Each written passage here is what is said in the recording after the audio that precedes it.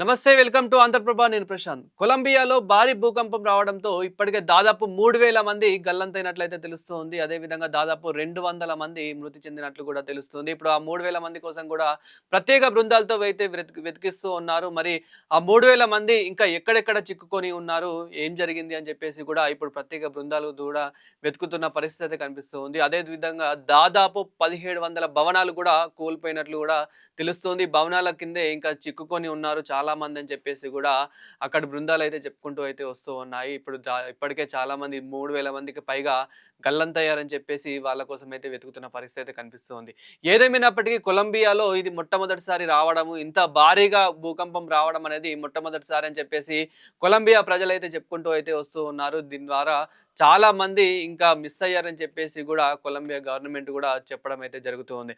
అయితే కొలంబియాలో కాలి అదేవిధంగా పెరీరా అనే ఒక ప్రాంతంలో అయితే ఇది జరిగింది. దాదాపు 103 కిలోమీటర్ల లోతు నుంచి భూకంపం అయితే వచ్చిందని చెప్పేసి గూడా అక్కడ గవర్నమెంట్ అయితే చెప్పుకుంటూ అయితే వస్తూ ఉంది. అంటే అక్కడ ఏ విధంగా ఎంత గాను వచ్చింది ఒక్కసారి ఊగిస్తే దాదాపు అంటే 103 కిలోమీటర్ల లోతు నుంచి భూకంపం వచ్చింది అనంటే అక్కడ ఏ విధంగా పరిస్థితి ఏ విధంగా ఉంది? ఇంకా ఏ విధంగా చాలామంది గల్లంతయ్యారనేది ఒక్కసారి ఊగిస్తేనే భయంకరంగా ఉంది. ఇంకా ఇప్పటివరకైతే 200 మంది మృతి చెందినట్లయితే తెలుస్తుంది. మరి ఇంకా ఎంతమంది మృతి చెందారని జెప్పేసి గూడా తొందరలోనే తెలిసే అవకాశాలైతే ఉన్నాయి. అదే విధంగా 7.4 తీవ్రతతో భూకంపం వచ్చినట్లు గూడా తెలుస్తూ ఉంది. సో, ఈ ఒక్కసారి ఊహిస్తేనే భయంకరంగా ఉంది. అంటే ఏ విధంగా భూకంపం వచ్చింది? ఎంత లోతు నుంచొచ్చింది అనేది ఒక్కసారి జూస్తే మనము నార్మల్‌గా మన 2 తెలుగు రాష్ట్రాల్లో గానివ్వండి, మన భారతదేశంలో భూకంపం వస్తే ఏ విధంగా వచ్చింది అనేది మనము గతంలో గూడా ఒకసారి అయితే చూడడం అయితే జరిగింది. అంటే ఏ విధంగా పరిస్థితి ఉంది అనేదైతే ఇక్కడ మన భారతదేశంలో వచ్చినప్పుడు జస్ట్ ఆ భూమి అనేది ఊగడం గానివ్వండి, ఇంకా భవనాలు కూలే అంత భూకంపం రాకపోవడము.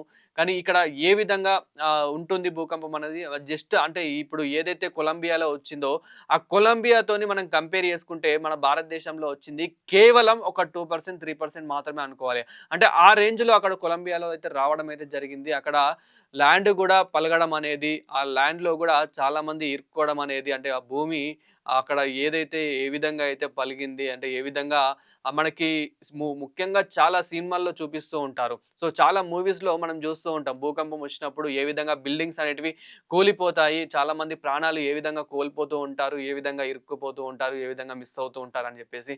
సో, ఇప్పుడు అదే విధంగా కొలంబియాలో గూడా ఒక మూవీ రేంజ్‌లోనే ఈ భూకంపం అనేది రావడము, అందులో చాలామంది ఇప్పుడు మృతి చెందడం అనేది ఒక బాధాకరంగా ఉందని చెప్పుకోవాలి. ఒక భయంకరంగా ఉందని కూడా చెప్పుకోవాలి. అక్కడ ప్రజలంతా ఇప్పుడు భయాందోళనకి గూడా గురైనట్లు గూడా తెలుస్తుంది. అయితే మిగతా వాళ్ళని గూడా ఇప్పుడు ఎవరెవరైతే మిగతా వాళ్ళు దొరికారో వాళ్ళు ఇప్పుడు దగ్గరలో ఉన్న ఆస్పత్రిలో గూడా చికిత్స పొందుతున్న పరిస్థితి కూడా కనిపిస్తూ ఉంది. అయితే ముఖ్యంగా ఆ ఆస్పత్రులు గూడా హాస్పిటల్స్ గూడా ఏవైతే ఉంటాయో, ఆ హాస్పిటల్స్ గూడా దెబ్బతిన్న పరిస్థితి అయితే కనిపిస్తూ ఉంది.